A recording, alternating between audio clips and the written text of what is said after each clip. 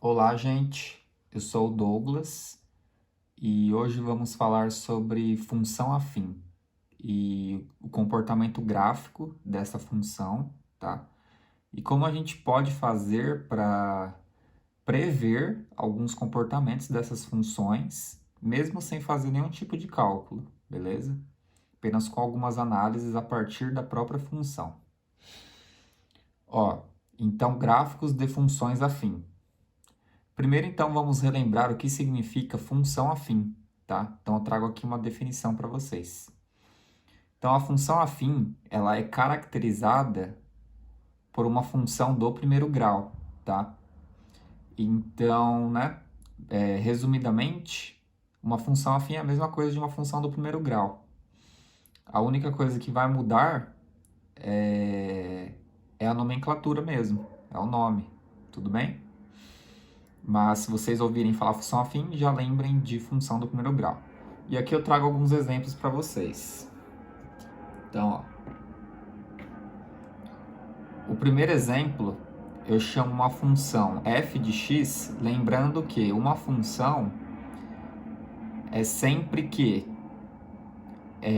a gente tem um elemento do domínio e esse elemento do domínio ele só pode corresponder a no máximo um elemento do contradomínio, tá? Isso a gente chama função. Se um elemento do domínio corresponder a mais de um elemento do contradomínio, que seria o y, né, no plano cartesiano, a gente não teria uma função, beleza? A gente pode analisar isso um pouco melhor nos gráficos. Mas ó, o primeiro exemplo que eu trago é o f de x, uma função igual a x, tá? Então essa função, ela é uma função afim, né? Porque aqui o expoente do x, mesmo que não tenha nada, a gente subentende que é 1, né? Quando não tem nada é 1. Beleza? A próxima aqui é a g de x, que eu chamei, né, de g de x, que vai ser igual a x mais 4, tá? Então, ó, lembra quando não tem nada é 1, a gente não precisa colocar, tá? Só para vocês se recordarem. E aqui a gente tem uma soma, né, de um número, ou seja, uma constante igual a 4, né? Então, o x da f de x mais 4. E isso daqui acarreta em algumas diferenças também que a gente vai verificar, tá? Outra aqui que eu chamei de h de x vai ser 4x, ó. Então percebam que agora é um número, né? Um número inteiro multiplicado a variável x, beleza? E aqui, por último, eu trago uma função que eu nomeei de j de x, que é justamente 2/3 de x. Então, é só para vocês perceberem que pode ser qualquer número real, tá? Multiplicando a variável x ou somando a variável x, pode ser qualquer número, beleza? Não importa o que a gente acrescenta aqui.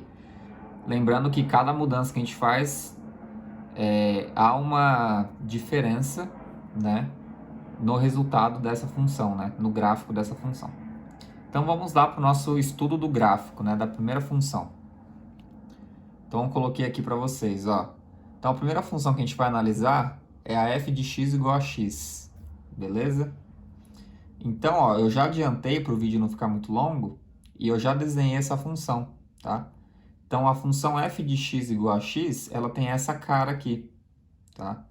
Percebam que a minha escala, ela está de 1 em 1, né? Então, ó, ela vai aumentando de 1 em 1, né? Em todas as partes do plano, né? Lembrando que isso é um plano cartesiano. Então, a gente tem essa parte que é o x positivo, o y positivo. Essa parte que é o x positivo, essa é o x negativo e essa é o y negativo, beleza? Então, a gente tem 4 partes. Todas as partes estão divididas com a mesma proporção. E para a gente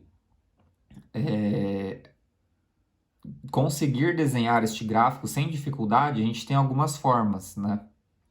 A forma mais simples da gente desenhar esse gráfico é simplesmente ir jogando valores para x, né? Então, por exemplo, eu quero saber o ponto que vai... Porque toda vez que a gente substitui o x por alguma coisa, algum número qualquer que a gente mesmo escolhe, eu vou ter uma imagem, que é a f de x. A f de x é a imagem de x. E o que é a imagem? É aonde este ponto que eu coloquei, ele vai bater no gráfico da função. Ou seja, ó, se eu coloco x igual a 1, eu tenho que f de x é igual a 1. Então, ó, eu subo ele, bato lá no 1 do y, tá vendo? E faço a projeção aqui. E aí eu faço isso com quantos números eu quiser. E aí eu consigo a determinação da função do primeiro grau. Vamos se atentar a alguns detalhes aqui. O primeiro deles é, percebam que esta função, ela só está, ela só pertence aqui a este lado, tá vendo? Positivo e a este lado negativo. E o porquê disso? Justamente porque o x, né, o elemento na frente do x, que quando não tem nada a gente sabe que é 1, né? Então x pode ser representado como 1 vezes x. Então ela é desta forma justamente porque o coeficiente do x, né, lembrando que o coeficiente é o número que está na frente da variável, é positivo. Então se ele é positivo, a função ela só vai estar desenhada neste lado, né, que a gente chama de primeiro quadrante, e este lado que é o terceiro quadrante. Então, quando os dois são positivos e quando os dois são negativos. Isto porque a gente percebe pelo coeficiente angular, beleza? Então, essa é a ideia. Vamos analisar uma outra função para a gente ter um estudo mais detalhado, que agora aqui eu fiz uma tabelinha, tá? Então, veja bem. Ó, a segunda função é a g de x igual a x mais 4. Então, vamos analisar esta função. Ó, então a primeira coisa que eu fiz foi desenhar, de fato, a função, né? Antes da gente, de eu gravar o vídeo. E aí eu marquei algumas características dela, né? No caso, percebam que o 4 está destacado aqui, né? E o porquê que eu destaquei o 4? Justamente porque é o termo independente da função, ó. Então, toda vez que a gente tiver um termo independente somando a variável, este ponto é sempre importante para mim, porque este ponto indica que a função, ou seja, o desenho da função, lembrando que função afim, né, ou função do primeiro grau, é sempre representada por uma reta, né? Então, todos os desenhos, ou seja, todos os gráficos, são retas, né? Não tem curvas, certo? Se não tem curvas, com 2 pontos já é suficiente para a gente obter uma reta, tá? Isso é muito importante também, tá? Então, se eu já sei um ponto, né, que ele vem justamente da incógnita da função, eu só preciso saber outro ponto para me desenhar uma reta, né? Porque 2 pontos determinam uma reta. É uma condição necessária o suficiente, beleza? Então vejam bem, eu destaquei o 4. E aí eu fiz uma tabela aqui, né? Só para me auxiliar mesmo, para mim saber mais detalhadamente como que essa função se comporta. Então eu fui jogando números que eu achei que seria fácil, né? Eu procurar aqui.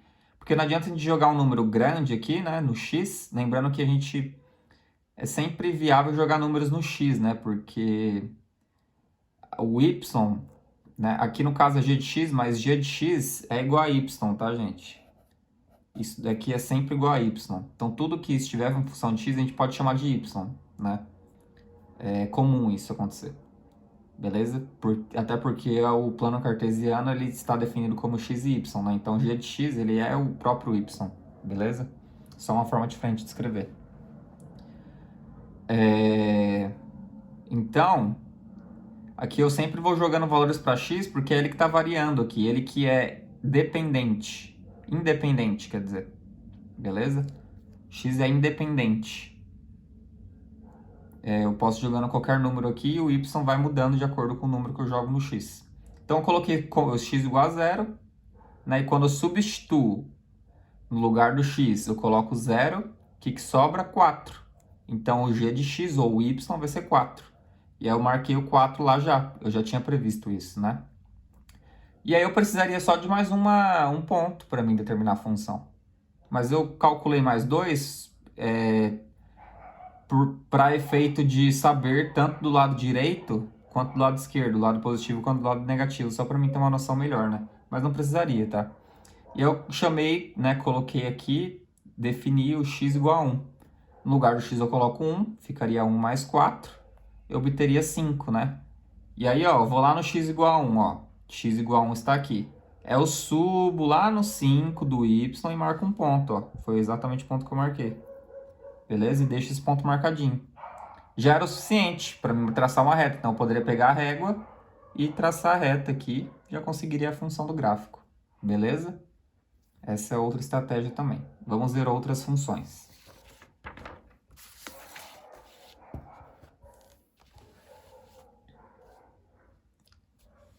Agora aqui a terceira função que a gente vai analisar. Ó,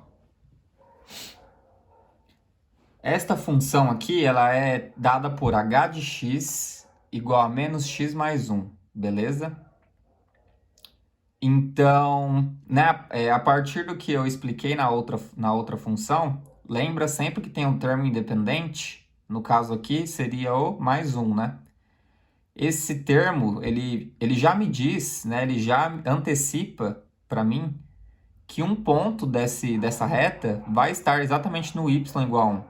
Então, eu procuro lá o y igual a 1 e faço um ponto. Exatamente por isso que eu destaquei o y aqui, tá? Porque a gente chama esse ponto de coeficiente linear, tá? Então, eu vou marcar aqui, ó. Coeficiente linear, tá? Então, o nome dele é coeficiente linear, tá? Ele é tão importante que ele tem um nome específico. Beleza? E aqui neste caso, a gente já percebe uma diferença, né? A gente percebe que o gráfico agora da função que eu desenhei já antes de eu começar, ele está apenas, na verdade aqui ele acaba pegando, né, o primeiro quadrante. Mas perceba a direção dele, né?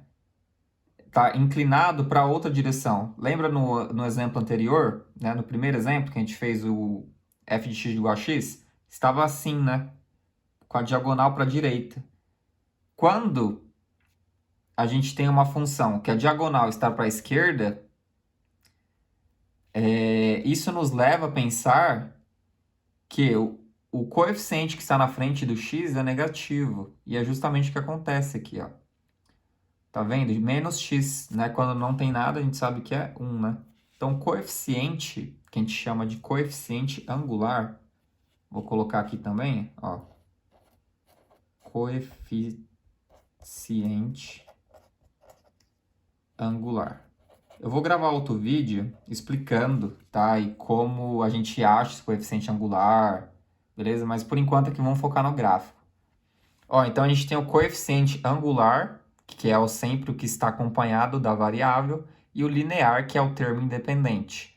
Né? Lembrando que o linear, ele já me fala onde um ponto que a reta vai tocar, né? Então eu já posso marcar ele. E o coeficiente angular é justamente, ele vai me definir a inclinação da reta. E o sinal dele vai me dizer se a reta está diagonal para cá, né, para a direita, né, descendo, no caso, né, ou ela está subindo, certo? Então, se fosse positivo, seria para cá, tá? Então, aqui eu fiz uma tabela, né, só para realmente ilustrar que a gente poderia fazer uma tabela sem saber todas essas informações. A gente poderia ir jogando números para x, né? X igual a 0, 1, 2, 3. E aí, achando vários pontos e traçando ou 2 pontos só já seria o suficiente, tá? Mas essa estratégia que eu estou passando para vocês é justamente para vocês terem uma noção mental já, antes de vocês fazerem cálculo, né?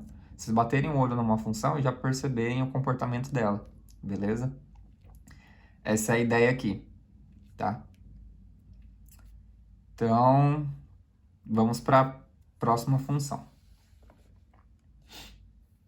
Olha, a quarta função eu fiz diferente. Ó, então vai ser definida por j de x igual a 3x, tá? E aqui a gente percebe já uma diferença, né? Que agora eu tenho um termo multiplicando x, né? 3 vezes x. Que eu havia denominado o nome dele de coeficiente angular, certo? Então agora o coeficiente angular ele é o 3, né? Bem maior do que o menos 1 e o 1 que a gente tinha nos outros exemplos. Beleza? E o que isso vai mudar para mim? A primeira coisa que a gente percebe é que qual é o coeficiente linear, né? A gente pode se fazer essa pergunta. E o coeficiente linear, quando não tem nada, ou seja, quando não tem nenhum termo independente, ele é zero. Então eu não poderia fazer assim, mais zero, né? Não mudaria nada. Então, ó, o zero que eu destaquei aqui é justamente o coeficiente angular. E perceba que ele é justamente a origem, né, do plano cartesiano, onde o x e o y são zero. Mas ó, o que me interessa é o y, né? O coeficiente linear me define aonde o y, onde a reta vai cortar no eixo y. Então a reta corta no eixo y no zero. Tá? O x sendo igual a zero foi só um complemento, beleza? O que ele me ajuda mesmo é no y. E aqui, ó, né, eu desenhei essa reta, percebam que, lembra que eu falei, quando é positivo, ela é inclinada para cá, né, subindo, né, sempre essa ideia de movimento de crescente, beleza? Ou seja, coeficiente positivo, reta crescente. Coeficiente negativo, reta decrescente, tá? Quando ela está assim, tem a ideia de decrescimento, beleza? E aqui, ó, veja bem, eu joguei alguns números, né, pra gente verificar a diferença. Ó, então x igual a zero, y igual a zero, justamente o termo coeficiente linear. O x igual a 1, eu obtenho o y igual a 3, né? No lugar do x eu coloco 1, 3 vezes 1, 3. Então, ó, o x igual a 1, y 3, é esse ponto que eu tenho aqui. Eu chamei esse ponto de q igual a 1 e 3, né? Normalmente a gente pode representar dessa forma, um ponto, né, com uma letra maiúscula é igual, entre parênteses, o valor de x, que é 1, e o de y, que é 3, tá? Aqui também eu representei outro ponto, que é o menos 1 e 3, e menos 3. Tá meio ruim de ver, mas é menos 1 e 3 aqui, tá? O ponto P. E o R, que eu tinha achado aqui também, igual a 0, 0. Beleza? Então, ó, percebam que essa reta, ela tá muito mais inclinada, né? Ela tá muito mais para cima do que a primeira que a gente viu. É f de x igual a x, né? Que daria y igual a x. Então, todos os pontos seriam 1, 1, 2, 2, 3, 3, porque é o y igual a x, né? Aqui, ó, o y é igual a 3 vezes o x. Então, quando eu aumento 1 no x, o y aumenta 3. Então, ela sobe muito mais rápido, né? Por conta disso, e porque o coeficiente angular é 3, ou seja, é maior do que 1, ela é mais inclinada, né? Então, o que podemos concluir com isso, né, para finalizar o vídeo? Podemos concluir que o coeficiente angular, quanto maior ele for, mais inclinada, ou seja, mais os valores de y irá subir mais rápido, né? Ela crescerá mais rápido, a função, beleza? O gráfico.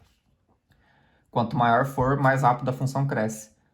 Quanto menor for, mais ela decresce, beleza?